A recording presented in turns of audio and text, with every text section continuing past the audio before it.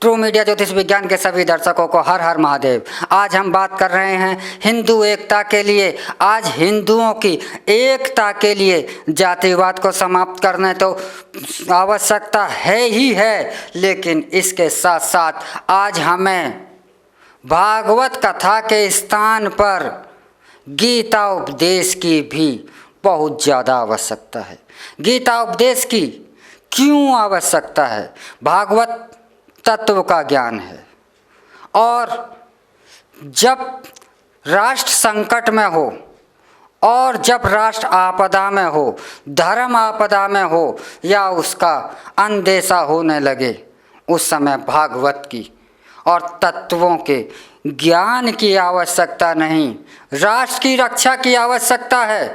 उस समय धर्म रक्षा की आवश्यकता है, क्योंकि संकट के समय संकट का होता है और संकट के आने की सूचना इस बात का प्रतीक होती है, इस बात का संकेत होती है कि आपको भी तैयार होना चाहिए, आपको भी जागृत होना चाहिए।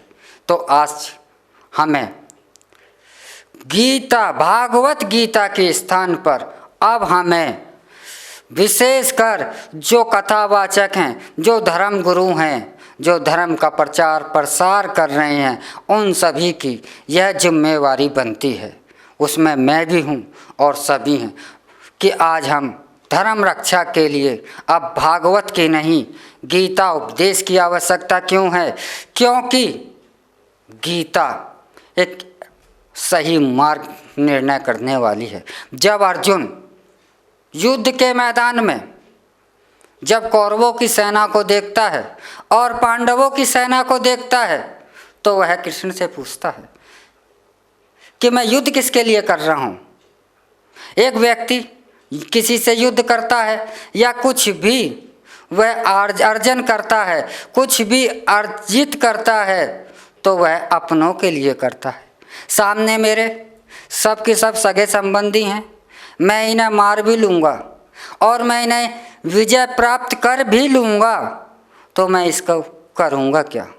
तब श्री कृष्ण ने ऐसी स्थिति में अर्जुन को युद्ध के लिए तैयार किया था और सभी शंकाओं का निवारण किया था, क्योंकि गीता कृष्ण ने शायद आज के युग के लिए ही लिखी थी और उस समय के लिए भी, कि जब भी आपदा काल हो, जब भी संकट काल हो, उस समय गीता ही आपको एकत्रित कर कर धर्म विजय करा सकती है।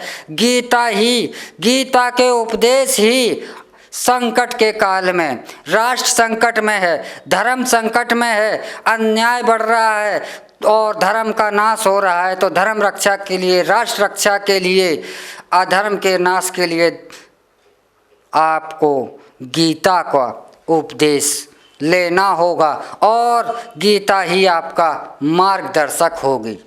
गीता ही आज जाति तोड़ने में सहायक है।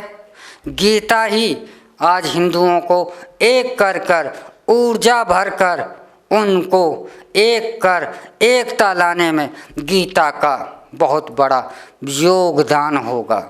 और गीता ही एक ऐसा हमारा धर्म ग्रंथ है जो कि हमको इकट्ठा कर देगा, क्योंकि गीता में साफ कहा गया है, जातिवाद को तोड़ने के बारे में भी साफ कहा गया है कि मैं चारों वर्ण का निर्णय उनके गुण और कर्म के आधार पर करता हूँ। उनके जन्म से मैं आधार पर नहीं करता कि वह ब्राह्मण का पुत्र है तो उसका पुत्र भी ब्राह्मण हो गया, वह शूद्र का पुत्र है तो उसका पुत्र भी शूद्र हो गया। ऐसा नहीं है। गीता में स्पष्ट कहा है कि हर प्रत्येक व्यक्ति के गुण और कर्म जिस कार्य को हैं, मैं उसी के अनुसार उसका वर्ण तय करता हूँ। अर्थात साफ कहा है कि मैं जन्म से कोई जाति नहीं है, उसके गुण और कर्म से ही उसकी जाति मानी जाती है, तो अर्थात वर्ण माना जाता है।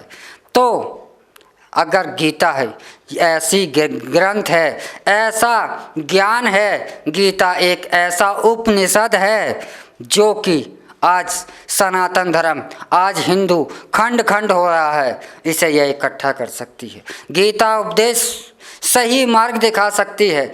गीता उपदेश ही आपको धर्म रक्षा के लिए प्रत्येक हिंदू को जागृत कर सकती है।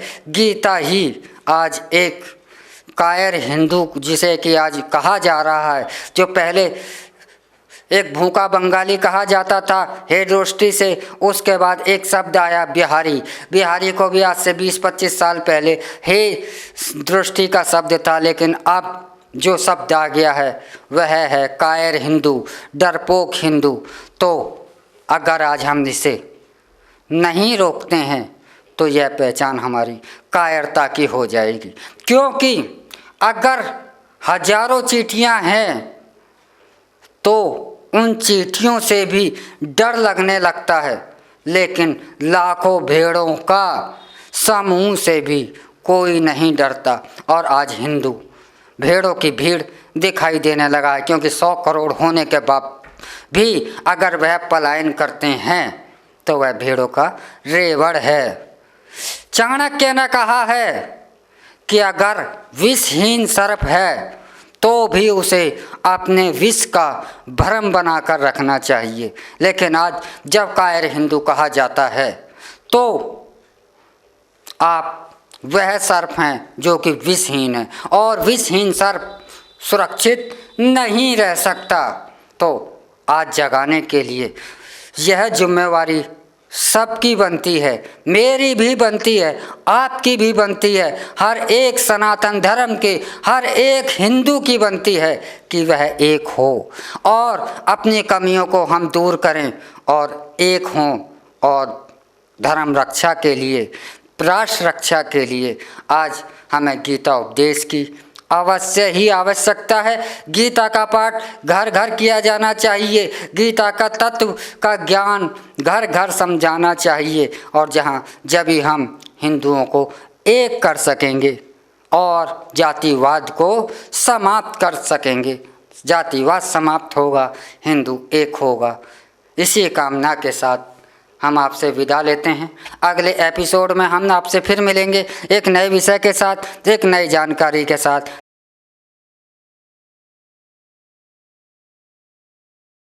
अगर आप ये वीडियो YouTube पर देख रहे हैं तो हमारे चैनल को सब्सक्राइब करें और बेल आइकन को दबाना ना भूलें। अगर आप Facebook पर ये वीडियो देख रहे हैं तो हमारे पेज को लाइक करें।